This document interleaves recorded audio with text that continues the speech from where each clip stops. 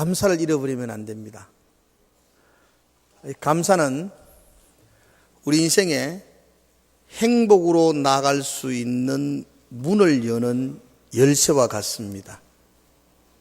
행복은 저절로 열리지 않습니다. 여러분들이 행복의 문을 여는 열쇠를 찾아야 되고 그 열쇠로 그 문을 열어야만 합니다. 열고 들어가고 또 감사하고 또 열고 또 열면 더 기쁘고 더 풍성한 행복의 시간으로 우리가 인도함을 받을 수가 있습니다. 감사는 보물과 같습니다. 근데 그 보물은 낙엽 밑에 숨겨져 있다는 걸 아셔야 됩니다.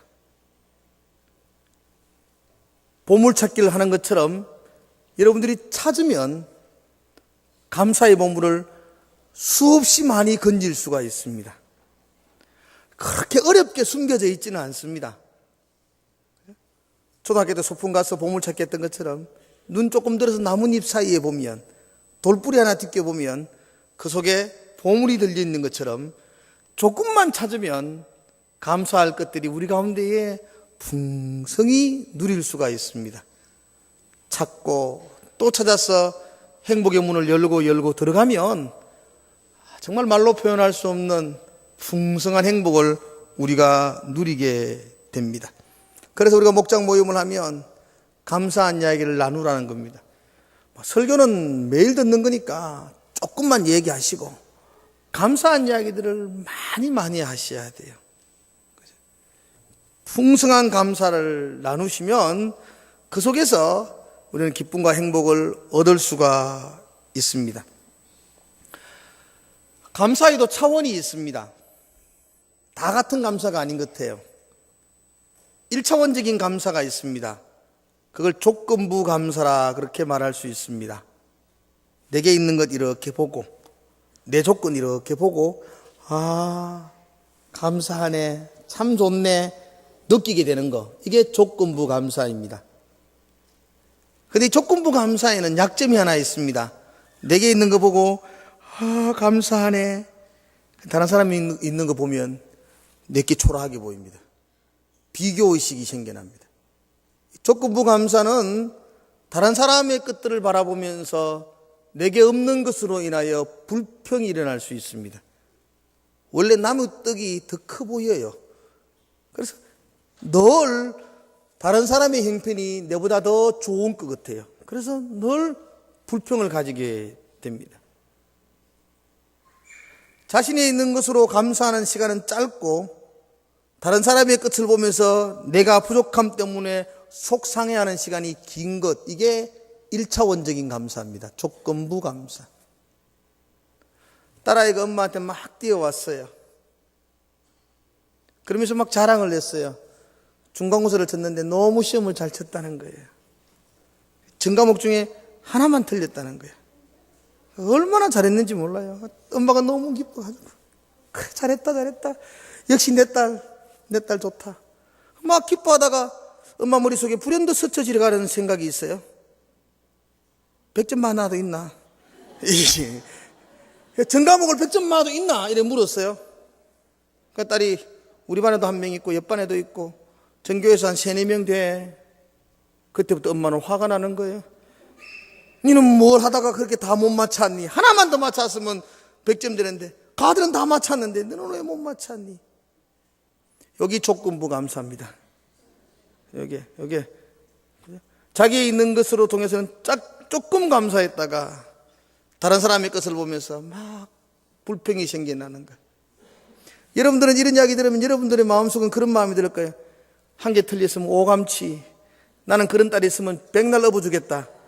요게 조건부 감사입니다. 여러분 마음속에도 그런 마음이 들잖아요. 내 딸이 그만큼만 잘하면, 내 아들이 그만큼만 잘하면 나는 감사하겠다. 이게 상대방을 보면서 부러워하고 불평하는 마음입니다. 내 자녀가 그래도 평균 70점 넘어가면 감사한 것 아닌가요? 또 평균 70점이 안 돼도 어떻습니까? 건강하면 감사한 것 아닌가요? 집안 나가고 집에 맨날 들어오면 그것도 감사한 것 아닌가요? 밝고 마음이 착해서 그것도 감사한 것 아닌가요? 하나님께 손모고 기도할 수 있다면 너무 감사한 것 아닌가요? 이 조건부 감사는 비교하게 되고 그 일로 인해서 불평이 너무 손쉽게 찾아옵니다. 이게 1차원적인 감사예요. 2차원적인 감사는 하나님께 받은 은혜에 대한 감사입니다. 누구하고 비교하지 않습니다. 하나님이 내게 주신 은혜가 너무 커서 감사합니다. 감사합니다.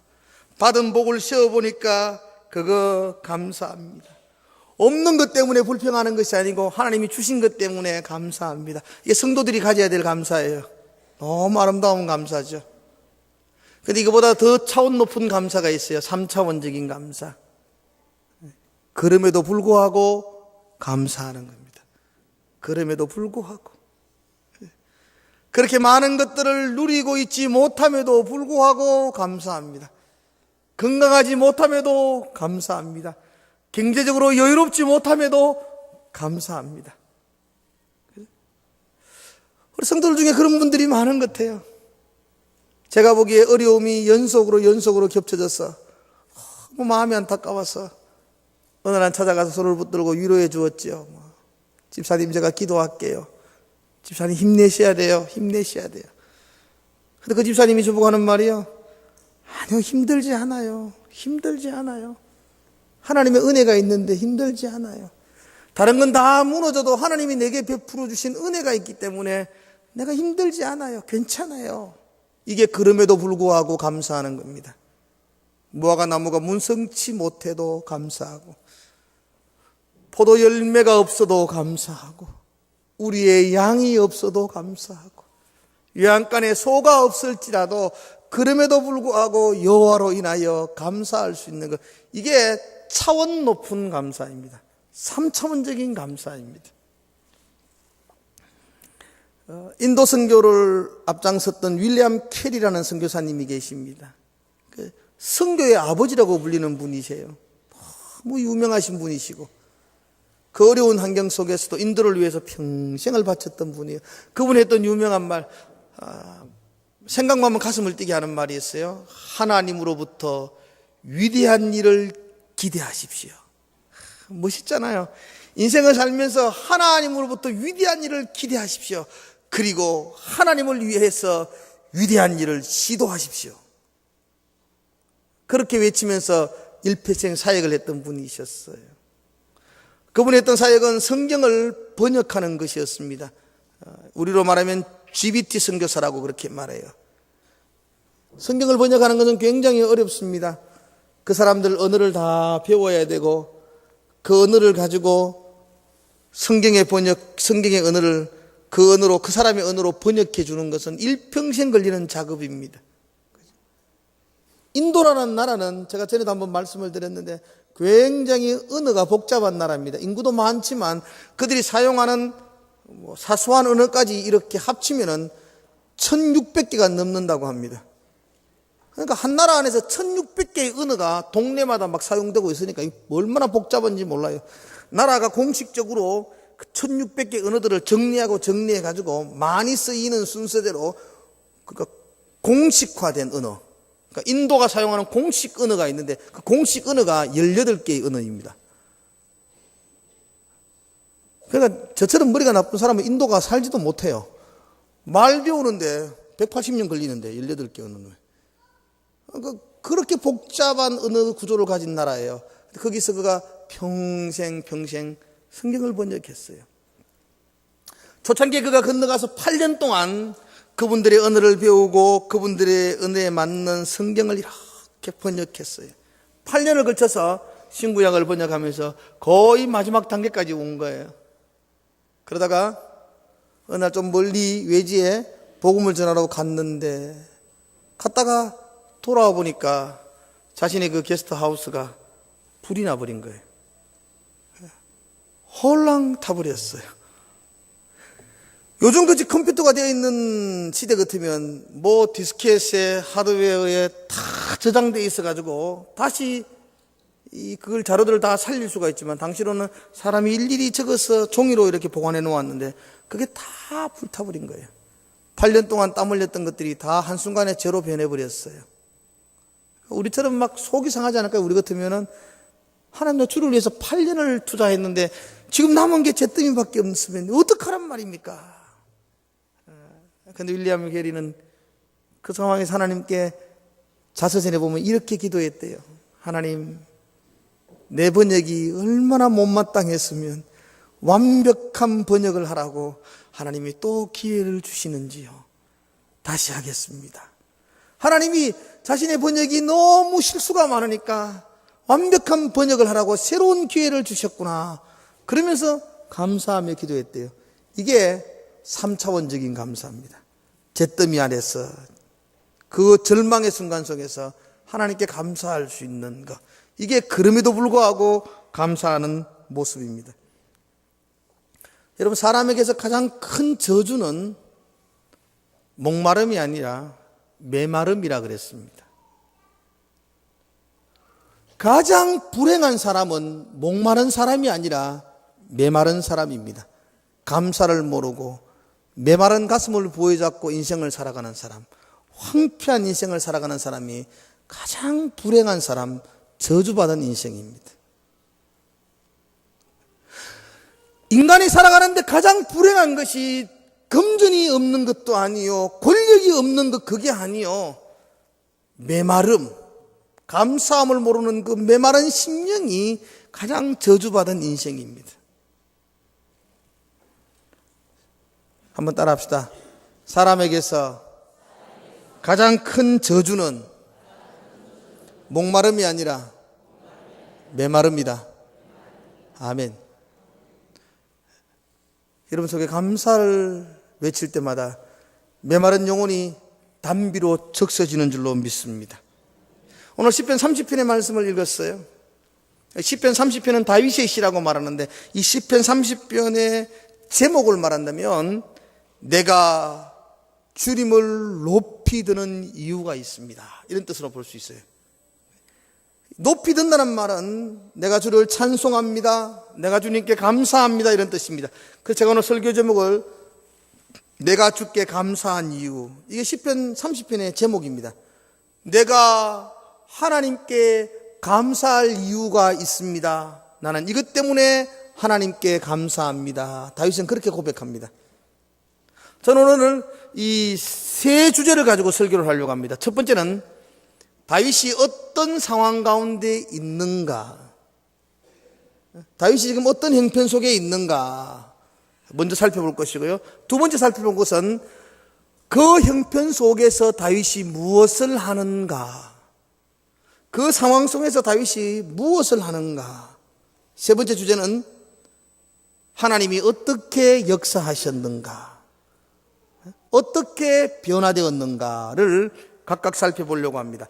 다윗의 현재 상황을 자세히 알 수는 없지만 이 시편 30편은 과거 시제로 쓰여졌지만 저는 이것을 현재로 이렇게 바꾸어서 어쩌면 좀 전에 일어났던 상황이지만 지금 상황으로 현재화시켜서 여러분과 함께 나누려고 합니다. 다윗이 지금 어떤 상황에 있는가. 3절의 말씀을 보면 이렇게 되어 있습니다. 여호와여, 주께서 내 영혼을 스올에서 끌어내어. 다른 말로 하면 지금 자신의 영혼이 스올에까지 빠졌다는 것입니다. 물론 하나님이 끌어내 주셨죠. 그러나 이것을 현재 시제로 말하면 지금 그는 스올에 빠져 있습니다. 이 스올이라는 게 지옥의 밑바닥, 이런 뜻입니다. 다윗은 지옥의 밑바닥까지 내려가 있습니다. 다윗은 절망의 깜깜한 가운데에 놓여져 있습니다. 소망이라고는 찾아볼 수 없는 형편에 놓여져 있습니다. 무엇이 그를 그렇게 어렵게 했느냐. 2절에 보면 이렇게 말합니다. 여호와 내 하나님이여, 내가 주께 부르짖음에 나를 고치셨나이다, 이렇게 말해요. 여기서 고치셨다라는 말은 질병에서 치료되었다라는 말도 되지만 절박한 환경을 바꾸어 주었다라는 말도 됩니다. 어쩌면 다윗은 심각한 질병 때문에 그 영혼이 엄부에 내려갈, 무덤에 내려갈 그런 절박한 상황 속에 빠져 있습니다. 아니면 다윗은 말로 형언할 수 없는 어두운 환경과 그 절망의 순간이 그를 낙담하게 하고 있는지도 모릅니다. 자신의 힘으로는 도저히 이 상황을 극복할 수가 없어요. 그래서 그는 내가 소홀에 빠졌습니다. 엄부에 내려갔습니다. 무덤까지 내려갔습니다. 라고 자기의 형편을 그렇게 고백하고 있습니다. 이건 다윗만 당하는 형편이 아니잖아요. 우리도 이 땅을 살아가면서 절망의 순간을 만날 때가 한두 번이 아닙니다. 다윗처럼 어쩌면 육체적인 질병으로 우리는 깊은 절망의 수렁에 빠질 때가 있고, 또 어떤 분들은 자녀의 문제가 부모에게는 엄청 어려운 수렁일 수도 있습니다. 경제적인 어려움, 또 깨어진 인간관계, 성도들은 신앙의 그 갈등, 하나님 앞에서 이 정도밖에 살지 못하는 내 자신의 나약함과 초라함, 신앙의 슬럼프로 말미암아 깊은 절망의 수렁에 빠질 때가 한두 번이 아닙니다. 우리가 인생의 긴 터널을 살아가는 동안에 이런 절망의 수렁은 우리가 자주 경험하게 됩니다. 나 예수 믿는 사람인데요, 성도인데요, 어떻게 내게 절망이 찾아오나요? 라고 반문할 수는 있지만 그렇지 않습니다. 어쩌면 성도에게 더 많은 고난과 어려움들이 찾아올 수 있습니다. 왜냐하면 그 작은 고난 때문에 긴장해서 그 어려운 인생의 터널을 무사히 지나갈 수 있기 때문입니다. 예를 들면 운전하시는 분들은 그런 경우들이 있습니다. 위험한 구간에 가면요, 이 방지턱을 많이 만들어 놓았어요. 아이들이 갑자기 뛰어나오는 골목 같은 곳에는 그 방지턱, 스쿨존이라 그래서 속도도 낮춰야 되지만 높은 둔턱을 이렇게 만들어 놓았어요. 운전하면서 그 둔턱이 굉장히 귀찮아요. 그런데 그 둔턱 때문에 브레이크를 밟게 되고, 그 둔턱 때문에 잠시 세워서 속도를 늦추게 됨으로 말미암아 더 큰 위험과 사고를 막을 수가 있어요. 하나님이 우리 인생 가운데 우리를 사랑하시기 때문에 그런 절망의 둔턱들을 많이 만들어 놓았어요. 왜냐하면 내가 걸어가야 될 인생이 굉장히 어두운 위험한 터널이기 때문입니다. 그 둔턱으로 말미암아 내가 잠시 서서 숨고르기를 할 수 있다면 나는 안전하게 그 위험한 지역을 빠져나올 수가 있습니다. 그래서 믿음의 사람들은 한결같이 고백합니다. 고난당하는 것이 내게 유익이라. 이로써 내가 하나님의 율법을 내가 배우게 되었다 라고 말하는 것을 듣습니다. 그러므로 성도에게도 이런 절망의 순간들이 비껴가지 않습니다. 우리와 상관없는 건 아니에요. 우리도 동일하게 이런 어려움들을 겪을 때가 있어요. 그런데 이런 어려움 앞에서 사실 우리가 할 수 있는 일이 많지 않다는 것입니다. 내 주변에 있는 사람들이 또한 나 본인이 심각한 어려운 환경에 처할 때에 내가 도와줄 수 있고 내가 할 수 있는 일이 너무나 한정되어 있습니다. 여러분이 가장 사랑하는 사람이 심한 중병에 걸려 있다면 여러분이 할 수 있는 일이 뭘까요? 뭐 해줄 수 있나요, 여러분들이? 여러분들이 가장 사랑하는 여러분의 자녀가 갈피를 잡지 못하고 방황하고 있을 때에 여러분들 부모가 해줄 수 있는 게 뭐예요? 뭐 직접적인 도움을 줄 수가 있나요? 여러분의 주변 사람들이 마음에 큰 상처를 받고 절망 가운데 놓여 있을 때에 내가 해줄 수 있는 게 너무 없는 것을 보게 됩니다. 목사임에도 불구하고 눈물 흘리는 성도들을 위해서 내가 해줄 수 있는 게 너무 한정적인 거예요. 절망의 순간에 내가 할 수 있는 일이 너무나 없다는 것입니다. 내가 무엇을 할 수 있겠나요? 다윗은 절망의 환경 가운데 있었습니다. 그래서 저는 두 번째로 다윗이 무엇을 했는가를 살펴보려고 해요. 그 서울의 밑바닥까지 내려갈 수밖에 없었던 그 어려운 환경 속에서, 그 상황 속에서 다윗이 무엇을 했는가? 그럼 우리가 해야 될 일을 발견할 수 있지 않을까요? 다윗이 그 상황 속에서 두 가지 일을 하게 됩니다. 두 가지. 하나는 아주 중요한 거예요. 하나는 다윗이 이 어려움의 원인을 찾으려고 하고 있어요. 한번 따라 합시다. 고난에. 이게 이제 따라할 때는 도레미파솔 라로 따라하라 그랬죠. 낮은 도로 하지 말고 고난에 원인을 깊이 묵상하라. 왜 이게 찾아왔지? 깊이 묵상하는 거예요. 다윗은 어려운 환경 속에서 이 환경이 나에게 찾아왔던 원인이 뭘까? 그런 깊이 묵상을 합니다. 그러면서 그 원인을 찾아냅니다. 그리고 6절에서 이렇게 이야기합니다. 6절에 보면 이렇게 말하죠. 내가 형통할 때에 말하기를 영원히 흔들리지 아니하리라 하였도다. 그가 잘 나갈 때에 그는 그렇게 믿었다는 거예요. 나는 안 흔들릴 거야. 내게는 암담함이 찾아오지 않을 거야. 내게는 절망이 없다. 나는 흔들리지 않는다. 왜? 내가 잘하니까. 내가 능력이 있으니까. 내가 철저하게 하니까. 내 관리 내가 잘하니까. 내가 이렇게 열심히 하니까 나는 흔들림이 없다. 이게 영적인 교만입니다.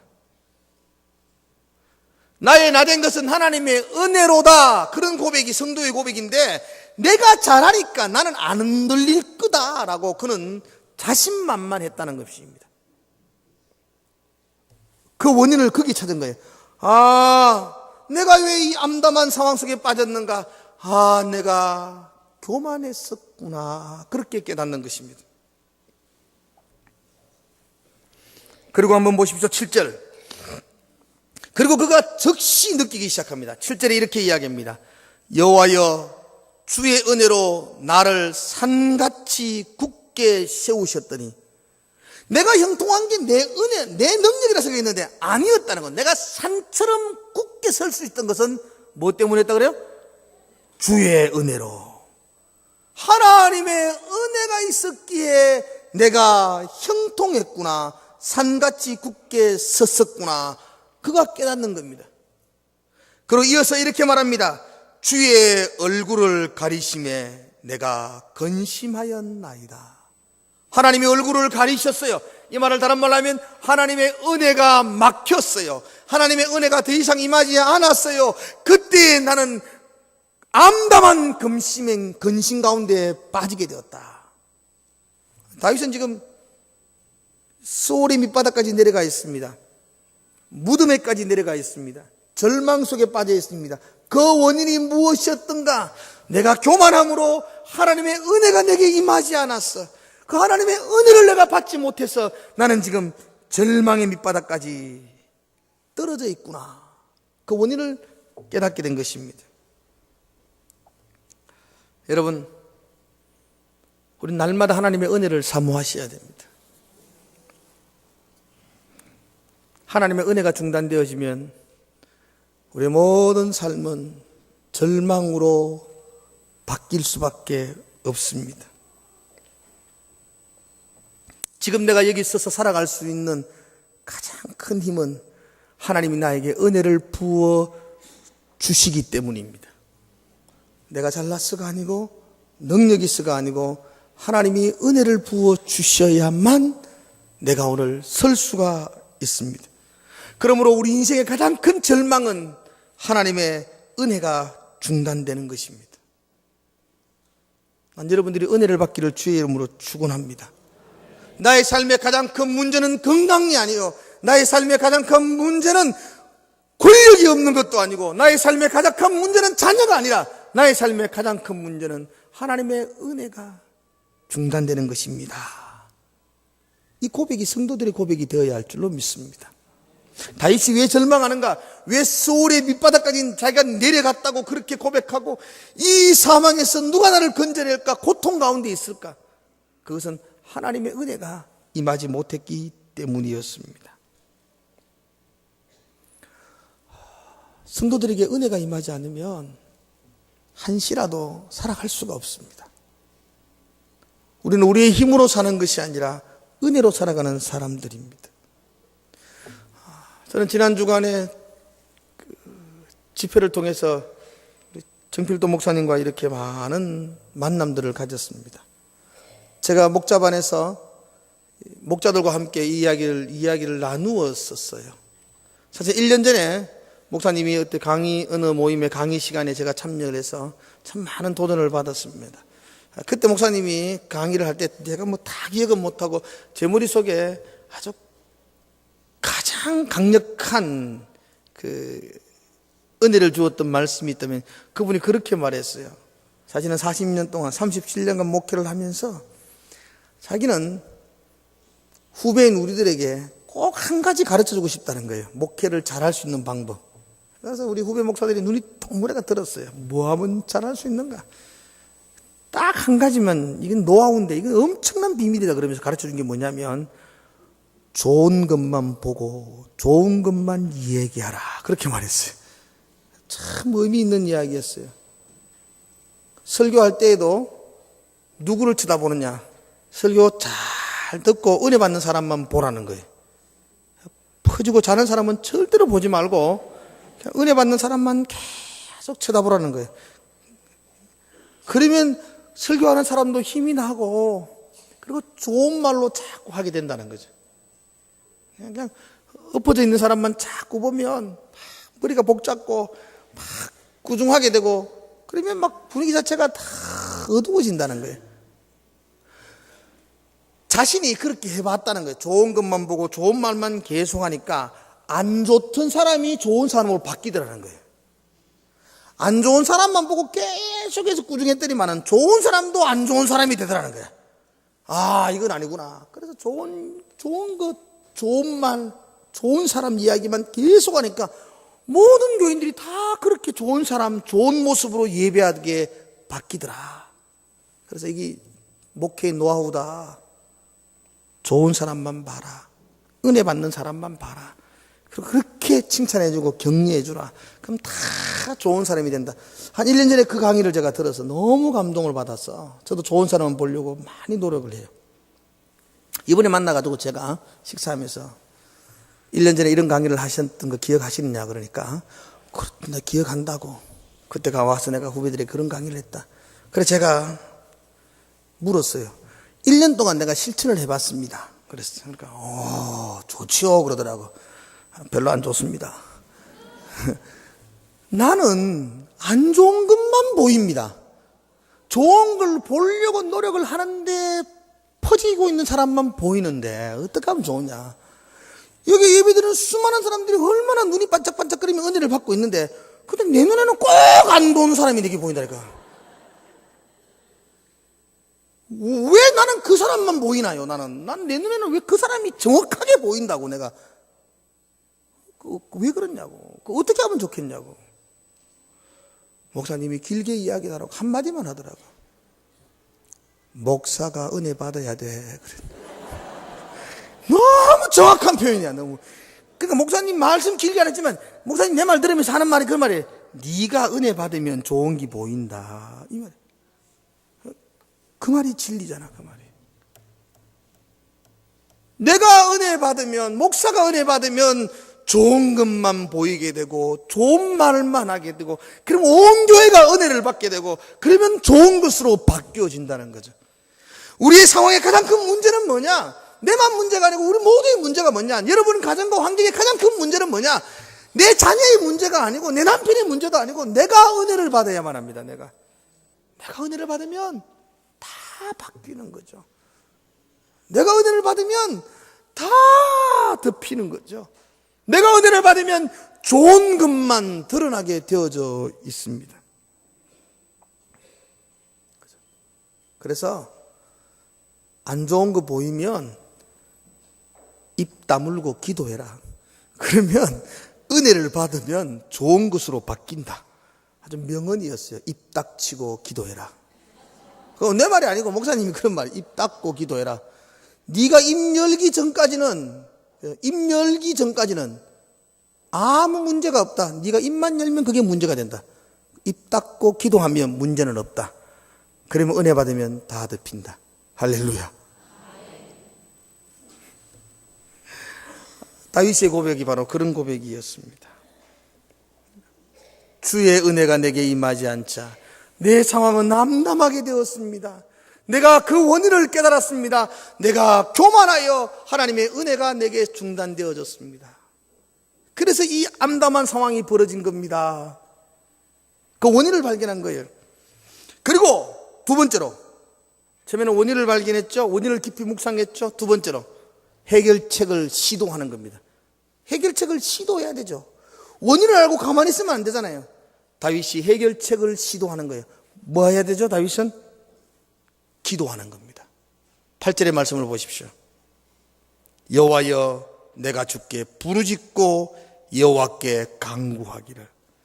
그가 하나님의 은혜가 중단됨으로 말미암아 내 삶이 암담해졌습니다를 깨닫고 난 이후에 그가 하나님께 부르짖고 간구하기 시작합니다. 그의 기도 제목이 무엇이었나요? 10절의 말씀만 보십시오. 여호와여 들으시고 나의 기도를 들으시고 내게 은혜를 베푸소서.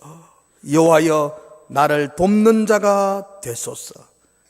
내게 은혜를 베풀어 주십시오. 내가 은혜 없음 때문에 이렇게 절망 가운데 있습니다. 은혜를 베풀어 주십시오. 나를 도와주십시오. 한번 따라 합시다, 여러분. 기도는 능력입니다. 아멘. 기도는 지금의 상황을 역전시킬 하나님의 능력입니다. 기도는 우리의 삶을 회복하실 하나님의 능력입니다. 기도는 연약한 자의 푸념이 아닙니다. 기도는 하늘을 향한 하소연이 아니에요. 기도는 우리의 상황을 역전시킬 하나님의 능력입니다. 다윗이 기도하기 시작합니다. 나에게 은혜를 베풀어 주시옵소서. 다윗의 간절한 기도예요. 이 은혜만 부어지면 모든 것들이 역전될 것을 다윗은 믿었기 때문입니다. 나에게 은혜를 베풀어 주옵소서. 여러분도 그렇게 기도하기를 축복합니다. 솔직히 저희 새벽마다 하는 기도의 전부가 이 기도입니다. 나에게 은혜를 베풀어 주옵소서. 내가 은혜 받으면 다 예쁘게 보일 거예요. 내가 은혜 받으면 다 바뀌어질 거예요. 내가 은혜를 받지 못하니까 다 틀어지는 거지요.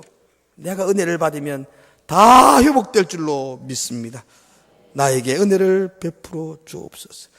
나 아무것도 소용없습니다. 다른 아무것도 나는 간구하지 않습니다. 다른 그 무엇도 내가 원하지 않습니다. 내가 소원하는 것 단 한 가지, 하나님의 은혜를 부어 주옵소서.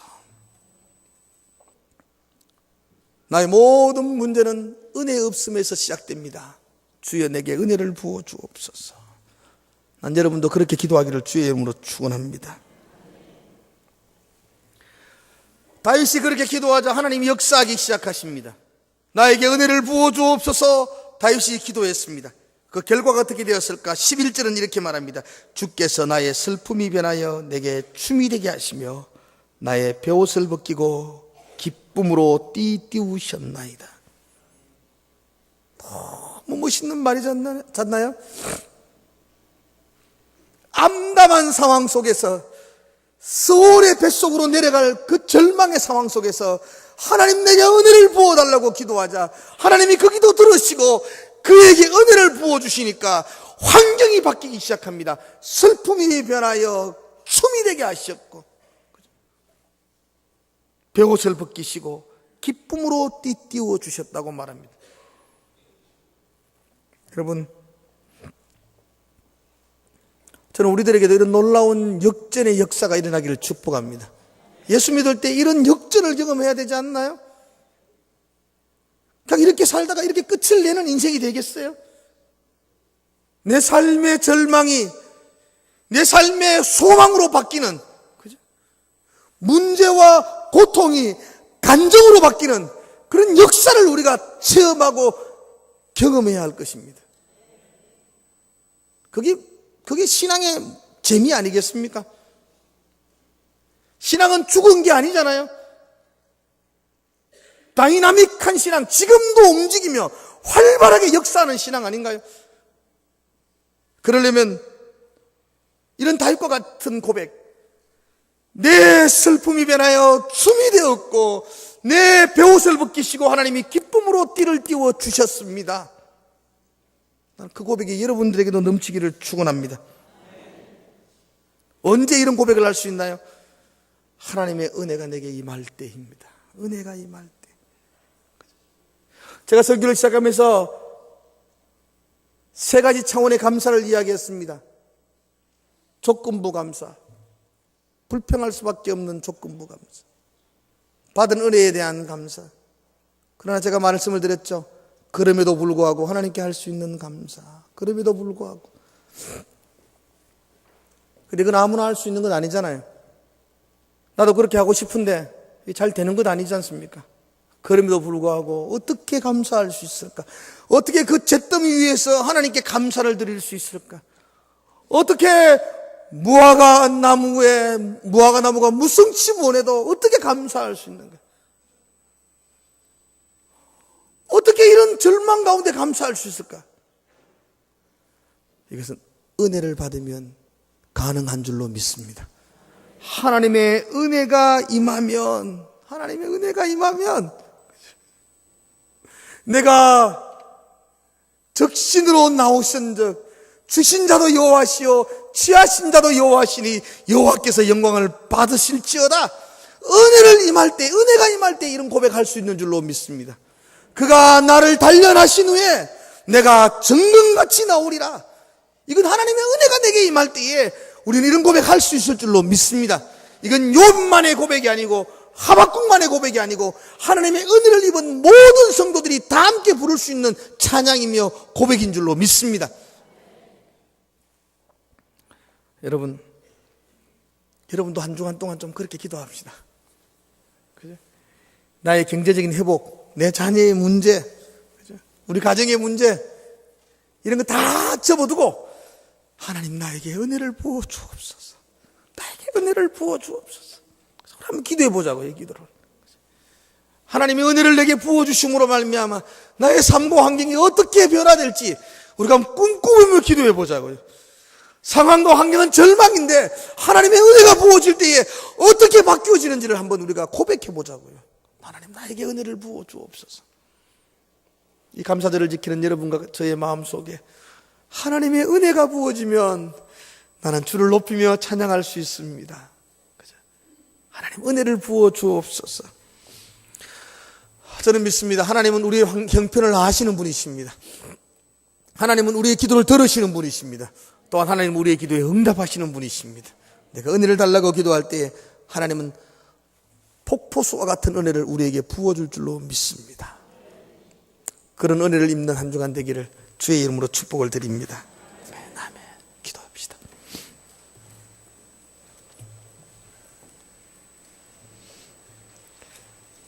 내가 주께 감사할 이유가 있습니다. 내가 교만하여 절망 가운데 빠졌지만 하나님이 은혜를 부어주셨기에 내가 춤추며 찬양하는 자리에 설 수가 있었습니다. 다윗이 그렇게 고백했던 것처럼 하나님이 우리에게도 은혜를 부어주시옵소서. 이 돌처럼 메말라 있는 이 영혼 위에 주의 은혜를 부어주시옵소서. 소망 없는 나의 삶 가운데에 하나님이여 은혜를 부어주시옵소서. 주의 은혜로 말미암아 역전이 이루어지는 놀라운 경험들을 우리가 할 수 있게 하여 주시옵소서. 네, 다른 것보다도 주의 은혜만이 필요합니다.